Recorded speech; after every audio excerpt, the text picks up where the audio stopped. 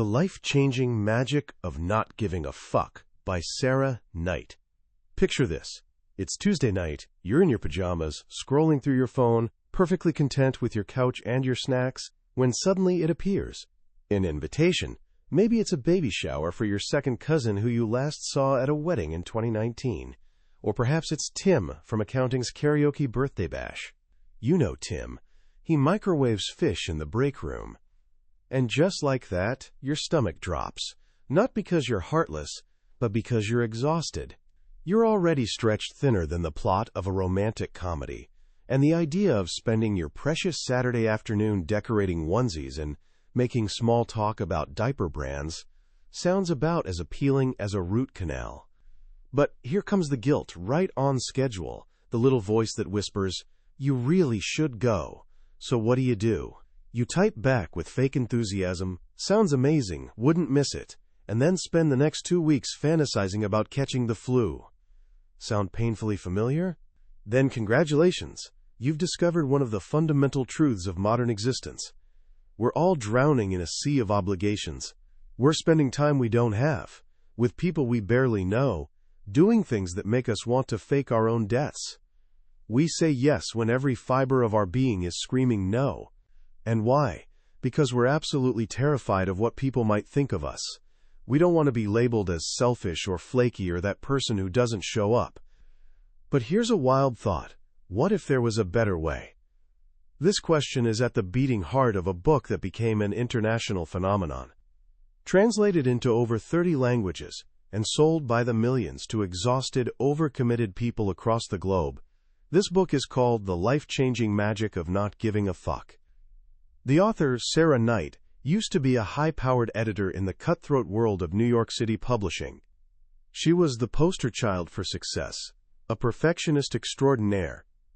She was also completely miserable. Buried under endless meetings, a soul-crushing commute that aged her in dog years, and the relentless pressure to keep everyone happy, she finally hit her breaking point. In 2015, she did the unthinkable. She quit.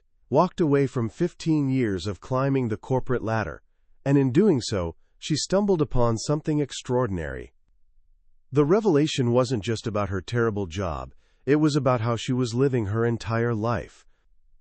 She was hemorrhaging her most precious resources, time, energy, and money, on things that brought her zero happiness. She was, in her delightfully blunt words, giving way too many. Well, you get the idea. So she created a system. A beautifully simple, 2-step process for decluttering your mind, the same way you'd tackle that closet full of clothes you haven't worn since 2012. A way to reclaim your life without transforming into a selfish monster. She calls it the NotSorry Method. Today, we're diving deep into that method. By the time we're done, you'll understand the crucial difference between being an inconsiderate jerk and being genuinely enlightened. You'll have practical tools for saying no without drowning in guilt. And you'll learn to create what she brilliantly calls a fuck budget, ensuring you only invest your limited life energy in people and things that actually matter. This isn't about becoming a rebel without a cause. It's about mastering the art of living life on your own terms, unapologetically. So where does this journey begin? With a startlingly simple truth. The number of fucks you have to give is finite and incredibly precious. Let's pause here and talk about the language, because Knight chose these words very deliberately.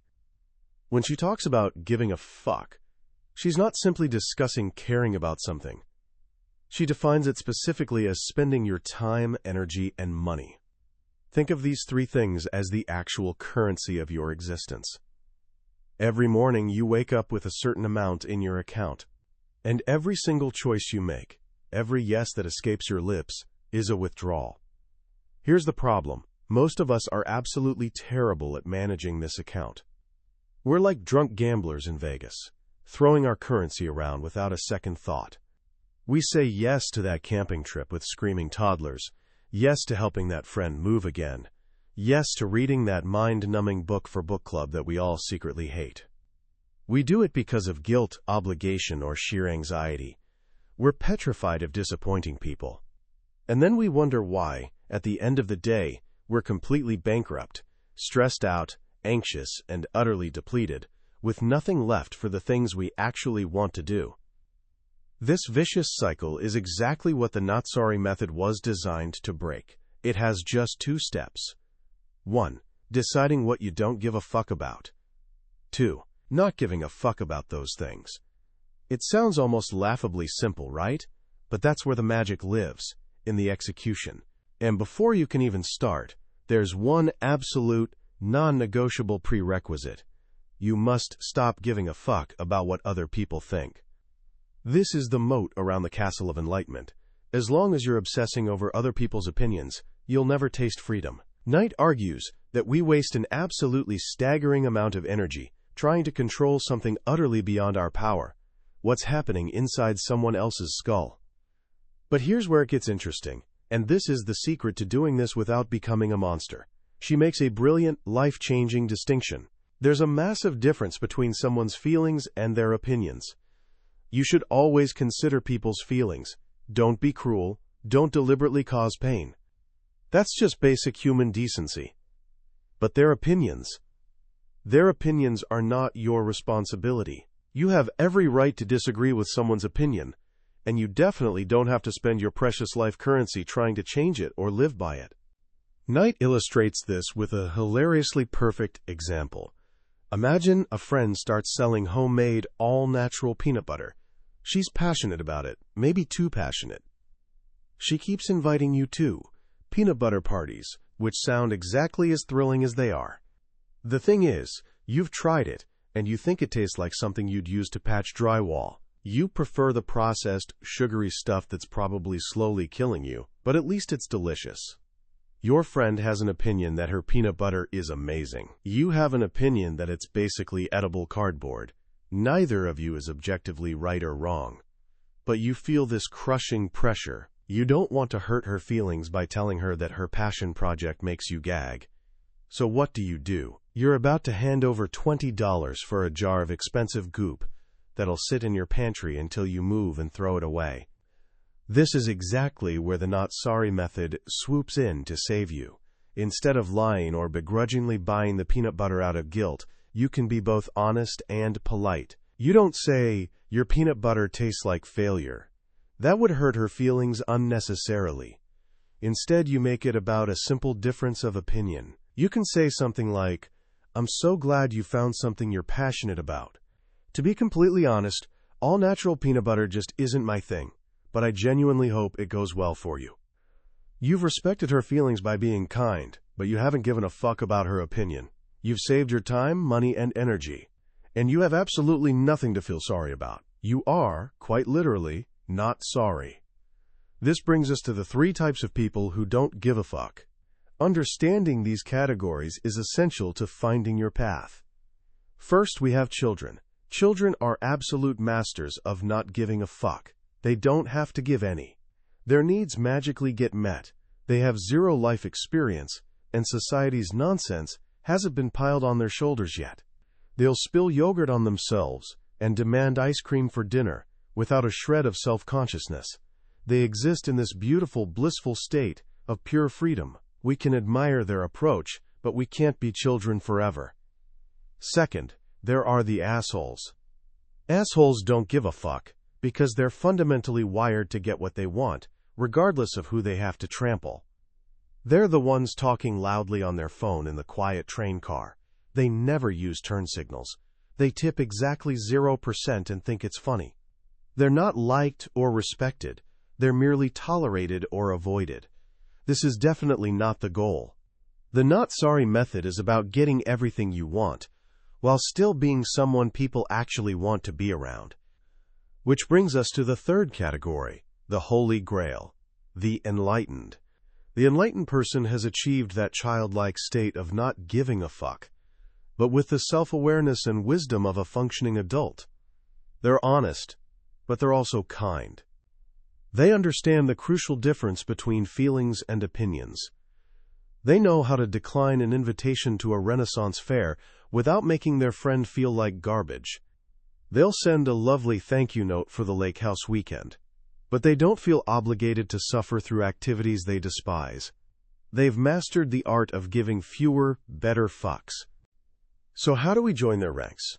We start by taking inventory. Night introduces a powerful visualization exercise. Imagine your mind as an enormous, cluttered barn. This barn is absolutely stuffed with all the things you're currently being asked to give a fuck about. Family holiday drama, your boss's pointless status reports, your friend's endless relationship saga, the pressure to achieve the perfect beach body, the latest political outrage, what to post on social media to seem interesting. It's all crammed in there. It's overwhelming chaos. The first step of the NotSorry Method, deciding what you don't give a fuck about, requires you to walk into that disaster of a barn and conduct a thorough inventory. You have to face everything all at once. This is what Night calls fuck overload. It's that sinking feeling of dread and anxiety when you truly realize just how much is being demanded of you. The point is to feel that discomfort, because that pain becomes your motivation to start clearing things out. To make this manageable instead of paralyzing, she asks you to sort all the clutter into 4 categories. You should tackle them in this specific order because they get progressively harder. The first category is things. This is the easiest place to start because things are inanimate objects and concepts. They don't have feelings you can hurt. This category includes everything from calculus and CrossFit to Taylor Swift, and the anxiety around recycling every single item perfectly. You make a list of all the things demanding your attention and energy. Then you ask one simple question for each. Does this bring me joy, or does it annoy me? If it brings joy, keep it. If it annoys you, it's clutter. You can decide to stop giving a fuck about it. The second category is work. Work is an absolute minefield of unwanted fuck-giving. Pointless meetings that should have been emails. Endless conference calls where you're on mute the whole time. Arbitrary dress codes. Useless reports nobody reads. And the pressure to donate to Kevin's charity 5K when Kevin didn't even donate to your kid's school fundraiser. We give so many fucks at work for 2 main reasons. We fear judgment from our boss, who controls our paycheck, and we fear judgment from our coworkers, who we have to face every single day. But Night points out 2 liberating truths. First, it's actually quite difficult to get fired if you're genuinely good at your core job. Second, deep down, you probably don't really care if Carol from accounting thinks highly of you. You can politely decline to attend that meeting that's clearly just someone's ego trip. You can stop filling out the form that you know for a fact nobody ever looks at. You can control how well you perform your actual job, but you don't have to give a fuck about the soul-crushing parts that aren't essential to your success. By giving fewer fucks to the annoying aspects of work, you suddenly have more energy to excel at the things that actually matter. The third category is friends, acquaintances, and strangers. Now we're entering trickier territory, because we're dealing directly with other people's feelings. This is the realm of pub trivia nights you find mind-numbing. Friends constantly asking for loans they never repay, and endless Kickstarter campaigns for revolutionary products you'd never use.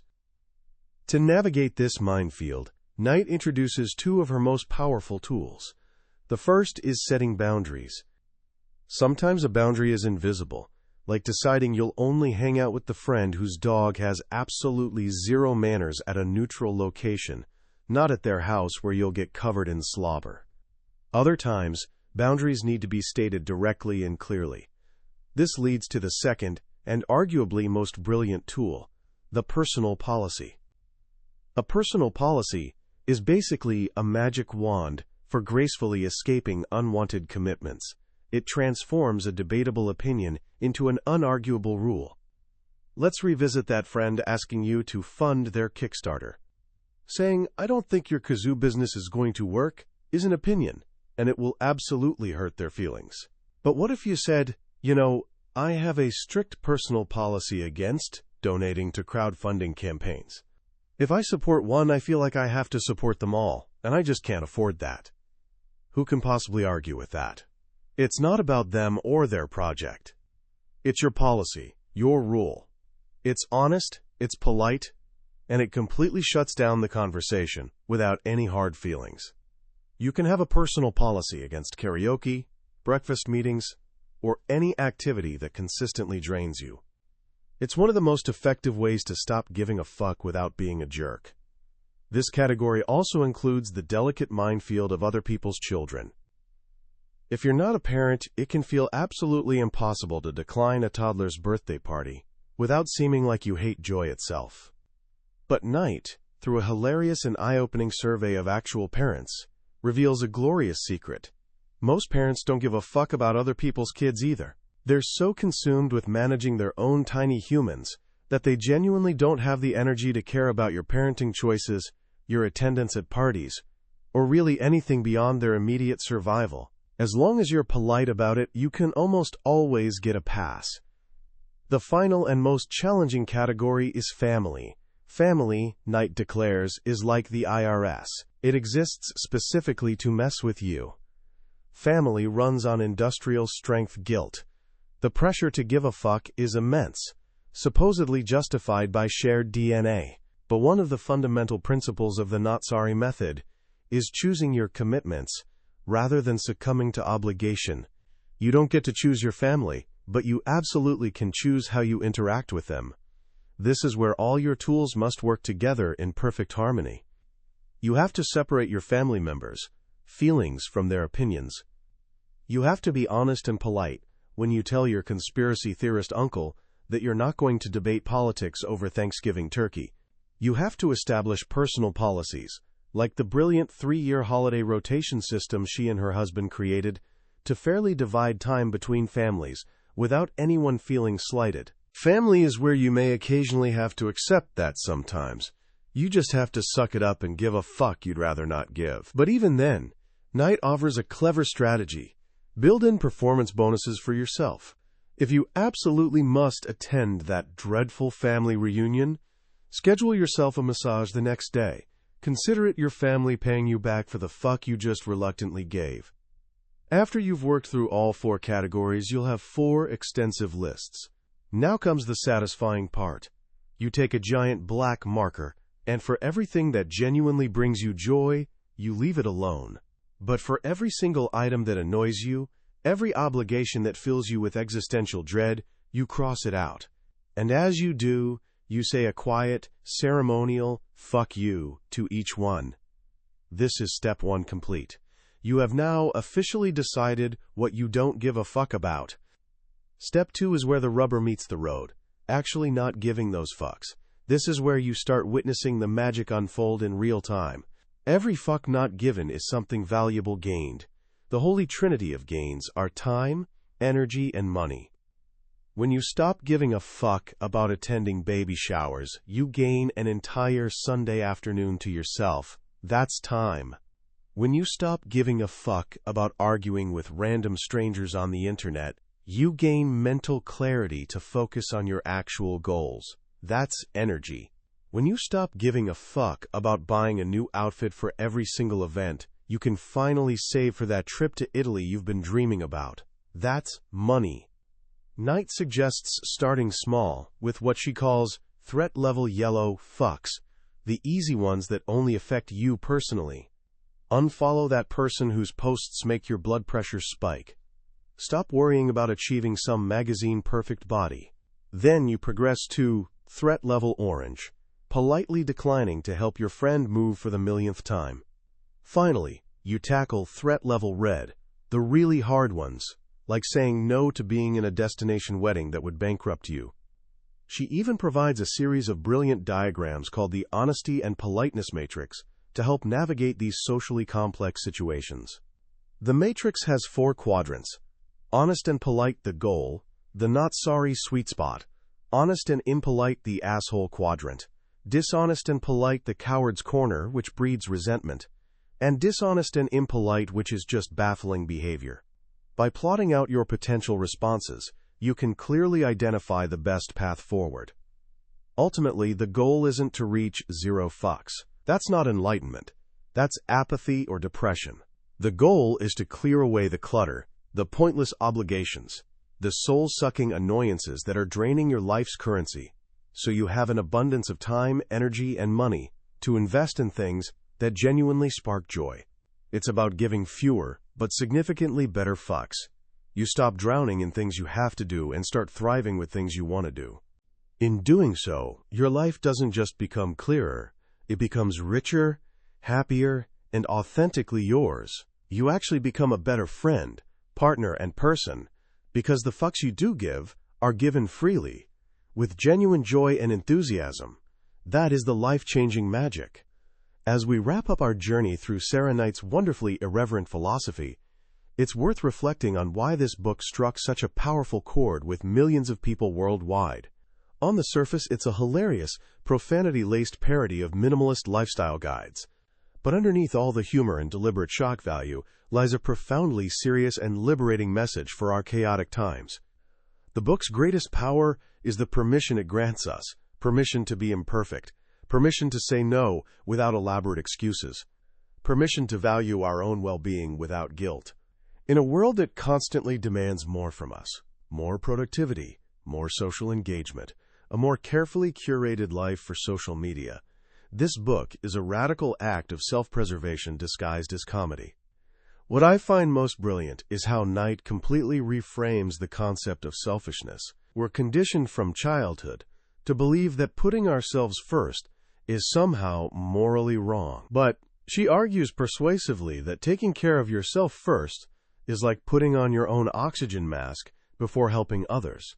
If you're constantly drained, resentful, and running on fumes from giving your energy to things that don't matter, you have absolutely nothing left to give to the people and projects you genuinely love.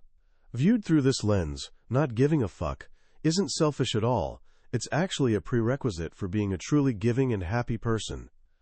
The distinction between feelings and opinions might be the single most practical and life-altering concept in the entire book. It's deceptively simple, but once you see it, you can't unsee it. How many pointless arguments could be avoided? How much anxiety could be eliminated if we simply learn to say, I respect your feelings, but I don't have to adopt your opinion. It's essentially a blueprint for peaceful disagreement and personal freedom. So how can you start applying this magic to your own life right now? Here are 3 simple actions you can take today, before you even close this video. First, conduct a mini barn inventory. You don't need to audit your entire existence. Just think about this upcoming week. What's one thing on your calendar? A meeting? A social event? An obligation that makes your stomach clench when you think about it? Just one thing. Simply acknowledge it. That's the crucial first step, awareness. Second, create one small personal policy. It doesn't need to be a major life declaration. It could be something as simple as, I have a personal policy of not checking work emails after 8 p.m. Or, I have a personal policy against discussing politics at family dinners. Actually write it down. A policy feels official and authoritative, and it gives you a ready-made script when you need it. Third, practice a low-stakes not sorry. Find a very small, simple opportunity to politely decline something without spinning an elaborate web of excuses. Maybe it's a server asking if you want to see the dessert menu. Instead of, oh, I really shouldn't, try just a simple, clean, no thank you. It's about exercising that muscle of saying no cleanly and without drowning in guilt. The life-changing magic of not giving a fuck is more than just another self-help book. It's genuinely a manifesto for a more honest and joyful way of living. We've covered the main ideas today, but experiencing a summary is like looking at a photograph of an incredible meal. It gives you the general idea, but it absolutely can't compare to actually tasting it for yourself. The real power of this book lives in Sarah Knight's voice, her hilarious stories, her relatable frustrations, and the sheer liberating force of her personality on every single page. If any of the ideas we've explored today resonated with you, I strongly encourage you to pick up a copy. Reading it isn't just about learning a method, it's an experience that feels like getting an empowering pep talk from your funniest, wisest, and most refreshingly honest friend. The link to the book is right there in the description below. Also, if you found this summary valuable and you're ready to explore more transformative books from the Billionaire's Bookshelf, please take a moment to hit that like button and subscribe to the channel. Your support genuinely helps us continue bringing these powerful ideas to more people. Let's keep learning and growing together.